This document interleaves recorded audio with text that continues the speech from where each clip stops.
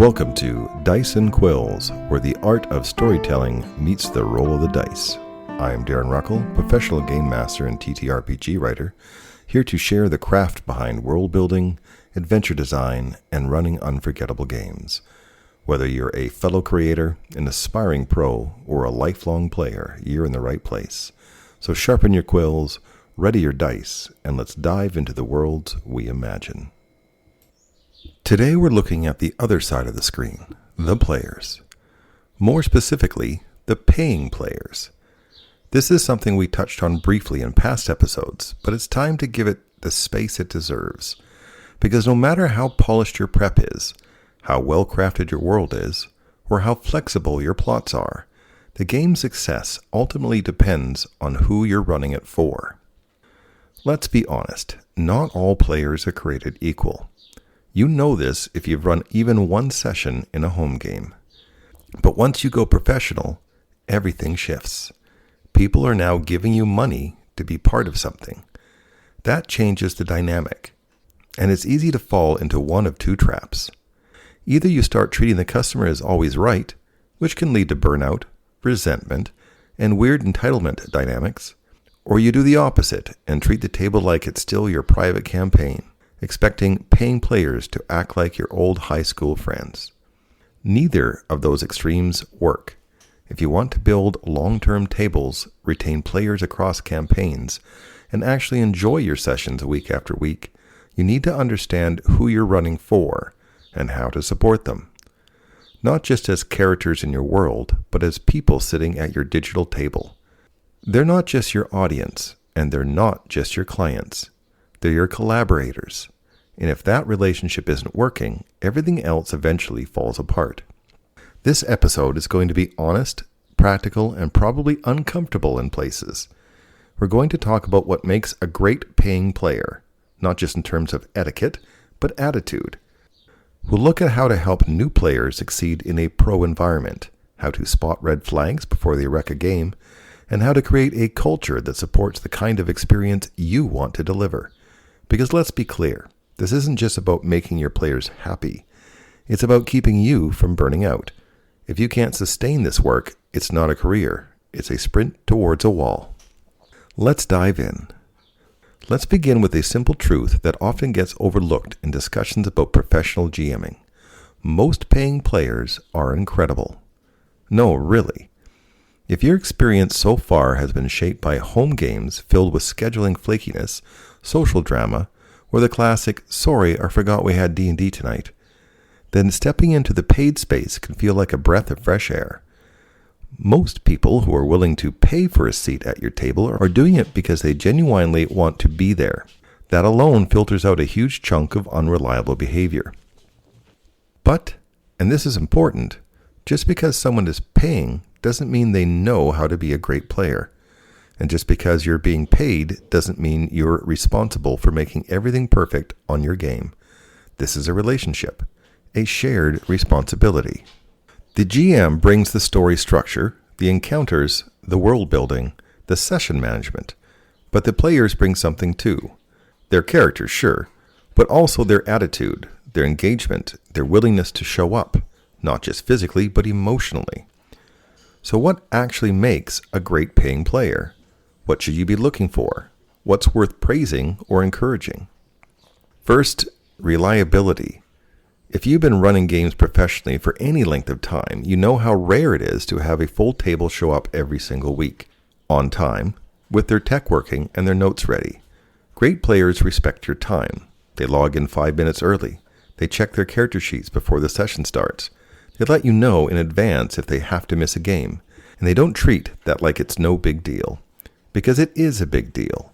Time is the most valuable thing you're giving them, and the best players respect that by giving you their time too. Second, engagement. You don't need every player to be a theater kid or a combat tactician, but you do want them leaning in, listening when other people are talking, asking questions, reacting to the world, following the story even when it doesn't center on them. Great players understand that the table isn't just about their character's arc, it's about the group. And when one of them gets a spotlight moment, the others are cheering them on, not tuning out. Third, and this one is underrated, emotional generosity. The players are the ones who make space for others, who encourage new players, who tell you after a session, that NPC was awesome, or that twist really surprised me. They don't just play well, they help build a positive table culture, and that culture is what keeps a group alive long term.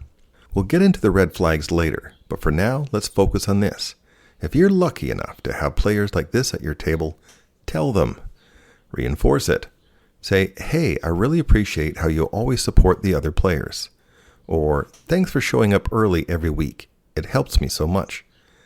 People want to be valued, and when they know you see their effort, they're more likely to stick around, and to help you build the kind of table that makes this job actually enjoyable. Now, as much as I love praising great players, and I really do, it's just important to recognize the patterns that can lead to bad experiences. Because here's the thing, not every paying player is going to be a good fit for your table. Some are just in the wrong game. Others are coming in with the wrong expectations. And a few, unfortunately, are looking for something you just can't or shouldn't offer. So let's talk about red flags. The first and most common one I see is the soloist. The player who treats your campaign like a single-player RPG with a bunch of NPCs who happen to be played by other humans. They show up, they monologue, they dominate the screen, they force the story to revolve around their backstory, and they barely acknowledge the other players. Now, this isn't always malicious. Sometimes they've never learned how to collaborate. But when someone constantly redirects the spotlight, ignores other characters, and refuses to compromise, they're damaging the group dynamic. And that's your problem, whether you want it to be or not. Red flag number 2, the chronic whisperer. This is the player who sends you long, rambling private messages between sessions trying to secretly manipulate the campaign. Hey, I don't trust the rogue. Can I follow him without anyone knowing? Or, I want to secretly sabotage the plan, but don't tell the others.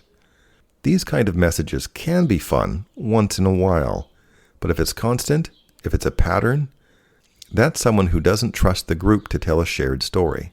They're trying to turn it into a spy thriller, and that's not the same game the others signed up to play. Red flag number 3, the mid-session critic. They don't ask questions, they challenge rulings. They don't offer feedback, they lecture. Actually, that's not how the rule works. I think you misread that feat. I wouldn't have run that encounter that way. And sure, sometimes they're right, but there's a time and a place.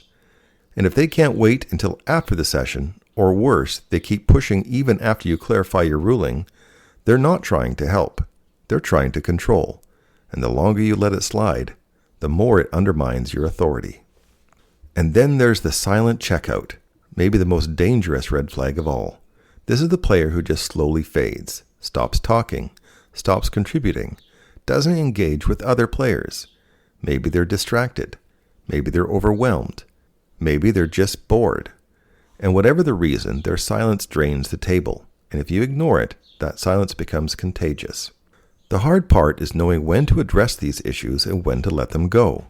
Sometimes a quiet word after the session can do wonders. Hey, I noticed you were pretty quiet today. Everything okay? Or, I saw you were trying to do something in secret again. That's not really the tone of this campaign. Let's try something different next time. But sometimes you have to cut someone loose. Politely, professionally, but firmly. Because your job isn't just to keep the peace. It's to protect the experience for everyone else and for yourself. Let's shift gears and talk about new players. Because as a professional GM, you're going to see a lot of them. Especially if you're running on platforms like Start Playing, Roll20, or offering introductory campaigns. Sometimes you'll get someone who's never played an RPG in their life. Other times they've only watched Critical Role or Dimension 20 and think that's what every game is supposed to be. And here's the secret. These players are often amazing, but only if you give them the right on-ramp. First, let's talk about what's going on inside their heads. Most new players feel like they're walking into a party they weren't invited to. They think everyone else knows the rules. They think they're going to say something stupid. They worry they're going to hold the group back, or worse, ruin the session. So what do? They over-apologize. They hesitate. They play cautiously. They try to mimic what they think a real player should sound like. And if the group isn't warm, if the pacing is too fast, or if you don't give them permission to stumble, they fade into the background or disappear altogether after one session. Now, some GMs see that and say, well, this is a high-level campaign. I don't have time to teach someone the rules, and I get that. But here's what I've learned. It doesn't take a lot to support a new player. It just takes consistency. You need to make space for their questions. You need to give them low-stakes decisions early. Something simple like, do you want to sneak ahead or hang back? So they can practice saying anything. And most of all, you need to model patience. When a new player tries something weird or awkward, maybe they roll insight to check for traps, or they think they can cast 2 spells in one round. Don't shame them. Don't sigh. Don't say, that's not how that works. Say, okay, so here's how this usually works, and walk them through it. Let them learn out loud. When they do something cool, celebrate it, even if it's just role-playing a simple conversation or trying a risky plan. Here's one of my favorite techniques. If I know I have a brand new player in the group, I'll message one of the veterans ahead of time. I'll say, hey, can you watch for a moment to invite the new player in during the first scene? Or, if they look stuck, can you show them how the VTT interface works? This does 2 things. First, it builds trust between the players, which is so much more powerful than you doing all the teaching. Second, it reminds your table that this isn't a performance, it's a group effort. You'd be amazed how often new players, when supported like this, turn into your most loyal long-term customers, because they'll remember that you made the space for them to learn. You didn't gatekeep. You didn't shame them. You welcomed them. And once they're comfortable, those players often become the kind of emotionally generous, reliable, kind teammates every table dreams of. Now that we've looked at great players, red flags, and how to support new folks, let's dig into something even more fundamental: expectation setting. Because if you want your table to thrive long term, you can't just hope people figure out what kind of game this is. You have to tell them. This starts long before session 1. The very first place expectations get set is your game listing. Think about the language you use. Are you advertising a gritty, low-magic survival game and then running light-hearted swashbuckling pirate hijinks? Are you promising role-play-rich character drama and then launching into 3-hour tactical combats? Players are making a decision based on the ad. If that decision ends up being based on wrong information, you're going to feel tricked, even if your game is good. Once they've joined, I send every player a welcome message, individually. Nothing fancy, but I tell them I'm glad they joined, and I include a link to my Session 0 doc. That doc covers a few things: tone, pacing, what kinds of behavior I reward, how I handle absences, how I deal with PvP or character conflict, and what players can expect from me in terms of prep, communication, and style. If you don't have a doc like that, make one. It will save you hours of headaches later. Then comes the Session 0. Yes, you should run one. Session 0 isn't just about safety tools or house rules. It's your opportunity to explain how you like to run games. Not in a self-centered way, but in a here's how we make this fun for everyone way. I usually say something like this. I try to keep the pacing tight. That means I'll move the camera sometimes even if you haven't done everything in the scene. Don't worry. If something was important, I'll bring it back. I tend to reward bold choices and collaboration. I'm not a stickler for minor rules, but I do expect people to respect table time, so don't be late. And if you're not in a scene, stay muted and let the other players enjoy it. It's honest, it's simple, and it works. You are not running a democracy. You are offering a curated experience. That means it's okay, necessary even, to set boundaries and define your own style. If someone doesn't like that, better they leave now than drag your game into chaos 6 sessions from now. There's one more thing. Every time I set expectations clearly, directly, and without apology, my games get better. My tables feel safer. My players feel more grounded. And I feel less stress, because I am no longer trying to manage confusion, disappointment, or mismatched assumptions. Everyone knows what we're here to do. Let's talk now about something that really separates a successful professional GM from someone who runs good sessions. Table culture. That's the vibe of your game. The unspoken rules. The way players talk to each other, how they celebrate each other's moments, how they handle mistakes, how they recover from tension. Culture isn't what you say, it's what gets reinforced. And here's the kicker. Your players will pick up on your lead, whether you mean it or not. If you laugh at a failed roll, they will too. If you rush through character moments, they'll stop taking them. If you roll your eyes at the rules, they'll start ignoring them. If you model generosity, patience, and encouragement, you'll see it ripple out. That doesn't mean you have to be fake. You're allowed to be tired. You're allowed to have preferences. But understand this, whatever you normalize, the table will absorb. So how do you build a healthy, sustainable table culture? You reward the behavior you want to see. When a player steps out of the spotlight to let someone else shine, call it out. Hey, thanks for letting them have that moment. That was awesome. When someone brings the party back together after a split, acknowledge it. Nice job keeping the team on the same page there. When someone takes an emotional risk, shares a secret, plays out a failure, reacts vulnerably to something in game, respond with affirmation, not mechanics. Don't say, okay, roll insight. Say, that's a really strong moment. Thank you for sharing it. Those small things, that's how trust builds. And trust is what keeps people coming back. Not your lore, not your monster design, not even your storytelling. Trust. And when things do go sideways, because they will, you've already laid the foundation for recovery. Maybe two players argue. Maybe someone had a bad day and bring weird energy to the game. Maybe you make a bad call. If your culture is strong, those bumps won't derail the game, because everyone knows what kind of table this is. They've seen you handle things with grace. They know you've got their back. There's also the flip side. What do you not allow to take root? Because ignoring something is also setting a precedent. If someone constantly interrupts others and you let it slide, that becomes part of the culture. If someone power games every decision and steamrolls the party's plans, and you keep adjusting the encounters to accommodate them, you're saying, this is normal here. Don't do that. Your job isn't just to keep the game moving, it's to protect the space. Not like a cop, like a host. The way a good host notices when someone's drink is empty, or when a conversation's turning uncomfortable. You keep the vibe right. You help people feel seen. And you remove the stuff that makes the table worse, even if it means having an awkward conversation or losing a paying customer. We'll talk more about these moments in a bit, but the main takeaway here is this. Your table has a culture whether you like it or not.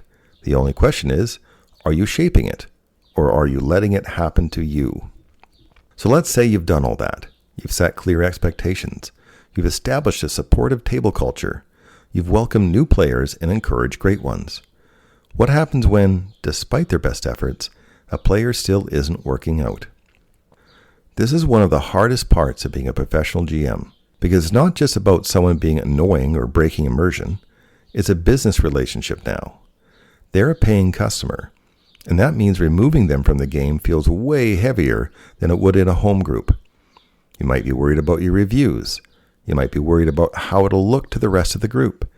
You might even be worried about confrontation, especially if you're a non-confrontational person. But here's the truth. Not every customer is right for every table. And keeping the wrong player around just because you're afraid to lose a seat or make waves will hurt your game more than it helps the bottom line. When I've had to remove players, it's almost never because of one dramatic moment. It's the accumulation of things. Chronic lateness, derailing behavior, not respecting other players' time, constantly trying to twist the tone or genre of the game to suit themselves, or simply refusing to engage in good faith. And I always try to address it early and privately before it gets to the breaking point. Here's how I do it. First, I reach out outside of game time, usually by message. I frame it as a check-in, not a confrontation. Something like, hey, I wanted to check in about the last few sessions. I've noticed behavior, and I'm wondering how you're feeling about the game. I want to make sure this is still a good fit. That opens the door. It gives them a chance to reflect and respond. And sometimes, that's all it takes. They adjust. They hadn't realized. They're grateful you said something. But if it doesn't change, or if they react poorly, that's when I set the boundary clearly. Thanks for getting back to me. At this point, I don't think this table is the right fit for you. I'm going to go ahead and remove you from the campaign. I wish you the best with your future games. That's it. No defense, no over-explaining. Just direct, professional, and respectful. Because here's what I've learned. Most of the time, the other players notice the problem too. And when you take action, you don't lose credibility. You gain it. You're showing them that this table is protected, that their experience matters, that you're not just in it for the paycheck. You care about the quality of the game. And yes, occasionally, someone will get upset. They might demand a refund. They may try to argue. That's why you need to set clear refund policies up front. I offer prorated refunds if I remove someone, because it's fair. But I don't argue. I don't justify. I just make the decision, communicate it clearly, and move on. The result? I've had multiple players thank me after the fact for making a tough call. I've had tables that struggled suddenly start thriving again, because removing one person who isn't a fit can restore the energy of the entire group. You'll feel it. They'll feel it. And the game will breathe again. Now let's flip the conversation around and talk about what you, the GM, actually owe your players. Because in all this talk about expectations and boundaries and red flags, it's easy to start thinking like a bouncer at a nightclub, just guarding the velvet rope. But that's not what this is. You're not just filtering people, you're hosting them. And that means you do have responsibilities, especially when they're paying to be at your table. First and foremost, you owe them consistency. I don't mean every session has to be perfect, or that you can never get tired or sick or have an off week. I mean the tone, the pacing, the vibe of the game should feel consistent. If 1 week is somatic and collaborative, and week 2 is mechanical and silent, and week 3 is improv comedy chaos, people get whiplash, and that inconsistently creates distrust. People start second-guessing you, each other, and the game itself. This is why I never wing my pro games. Even the ones I've run a dozen times. I review my notes. I refresh my NPCs. I make sure the lighting in the VTT is clean. The tokens are visible. The music cues are working.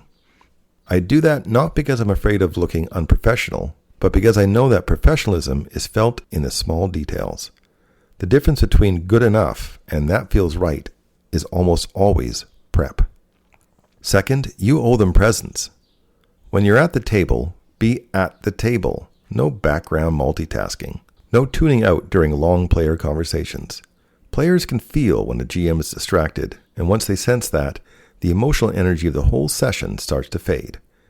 I keep a notepad next to me so I can jot down follow-up ideas without pulling focused. I give them my full attention when they're role-playing, even if I already know what's going to happen. Third, you owe them clarity. When you make a ruling, explain it clearly, briefly if you're in the middle of action. When you give a recap, make it clean and focused. When you introduce a major plot thread, make sure it's not lost in the noise. Players aren't reading your mind. They're not seeing your notes. They're catching what they can in real time, with distractions on their end and bandwidth to manage. If you want your story to land, you need to be clear. And finally, maybe most importantly, you owe them an experience worth returning to. That doesn't mean every session has to be a blockbuster, but there should be something in every game that makes them say, I'm glad I showed up for that. It could be a compelling NPC, a cool encounter, a satisfying character moment, or even just a well-executed scene transition. You don't have to reinvent the wheel. You just have to care. That care shows, and people will pay for it again and again. This is the part where a professional intersects with being an artist. You're not just selling game time. You're offering people a chance to feel something. A wonder, tension, triumph, catharsis, joy. And when you treat that responsibility with care, your players will notice, and they'll stay. Let's talk now about something that rarely gets discussed in professional GM spaces. How to build tables that last. Not just, I ran a great one-shot, or this campaign went 10 sessions then fell apart. I mean, how do you create long-term tables that feel alive, grow together, and sustain your business? The answer isn't just killer prep or flashy storytelling. It's investment from your players and from you. An investment doesn't happen automatically. You have to cultivate it. One of the biggest things I do to keep tables strong is spotlight balance. In every session, I try to make sure everyone gets a moment that matters. That doesn't mean every person gets a solo arc each week. That's impossible. But I track, literally on paper, who's been quiet, and who's had a big win recently, and who might need a nudge. I'll adjust encounters, NPC responses, or even the setting of a scene to draw someone out. You'd be amazed how much that matters to players, especially paying ones. I'll give you an example. I once had a player who loved tactical combat, but wasn't super confident in roleplay. In most groups, he would have been background noise during social scenes. But I made sure that every third or fourth session, there was a technical situation that let him shine. Maybe a battlefield setup where his plan saved the day, or a trap scenario where he got to flex strategy. And when we did hit character moments, I kept him involved by framing questions to his PC in terms of choices or risks instead of emotional prompts. It worked. He stayed for 4 full campaigns, and I know why, because I saw him. When players feel like their presence matters, they invest, they return, they tell friends. The second part is continuity. This is something I've built up over time, but if you're not doing it yet, start. Use callbacks. Bring back an NPC from an earlier arc. Mention a location from a past session. Let player choices echo forward. People love feeling like the world remembers what they did. Suddenly, your game feels bigger than the table. The third piece is something that sounds simple but takes real work. Emotional tone. What does your game feel like? Is it funny? Is it tense? Do people come out of sessions feeling pumped, drained, deeply satisfied? You don't have to be everything at once, but you do need to be aware of what you're delivering. Consistency in tone creates trust. Trust creates comfort, and comfort lets players relax in long-term play. And don't be afraid to check in. I send short, focused surveys every once in a while. I ask, what's been your favorite moment recently? What are you hoping to see more of? Anything you'd change about how we use session time? Not everyone responds, but the ones who do help me fine-tune the pacing, spotlight, and content. More importantly, it shows them that I care, that this isn't just a job I show up for. It's a game I want to play with them. So let's bring it all together. Running games for paying players isn't about control or customer service or even prestige. It's about creating a space where people want to be and want to come back to, where everyone, including you, thrives. That means identifying what makes a great player and rewarding it. It means being honest about red flags and having the courage to act on them. It means supporting new players with patience and clarity. And it means shaping a table culture that doesn't just function, it flourishes. It's easy to focus on the mechanics of GMing. We love talking about encounter design, monster stat blocks, loot tables, downtime systems. But your success in the professional GM world is far more dependent on relational systems. Your ability to manage expectations, navigate personalities, and guide a group of strangers into becoming something like a team. And if that sounds intimidating, good, because it should be taken seriously. You're not just running a game, you're creating an experience, and people are trusting you with their money, their time, their stories, and in some cases, their emotional safety. But here's the flip side. When you do it well, when you build a table where players feel valued, challenged, heard, and celebrated, it's electric. It's addictive. It becomes more than just a job. It becomes art. I've had players stay with me through 5 campaigns over years of play. I've seen people grow as storytellers, as tacticians, and as friends. I've watched shy first-timers turn into narrative powerhouses. I've seen groups evolve their own traditions, jokes, rivalries, and rituals. That only happens when the GM does more than just show up with a prep sheet. It happens when the GM cares about who they're running for and how to make space for them to show up fully. So if you're taking anything from this episode, let it be this. Your table is not a product, and your players are not just clients. This is a shared experience, one you shape together, one that deserves attention, intention, and respect. Next time on Dice and Quills, we're going to talk about running games for players who optimize, min-maxers, power gamers, and rule experts. How do you challenge them without turning your session into a math contest? How do you include them without letting them dominate the table? How do you design encounters that reward clever builds while still supporting story, pacing, and group fun? If you've enjoyed this episode, I'd love if you subscribed, rated the podcast, and share it with another GM looking to level up their craft. It helps more than you know. You can also support the show directly. Links are in the show notes. And if you've got experience playing at or running paid tables, I'd love to hear your story. Tag me, message me. Let's keep the conversation going. Until next time, sharpen your quills, ready your dice, and remember, great games aren't just about the players you bring in, they're about the trust you build once they sit down.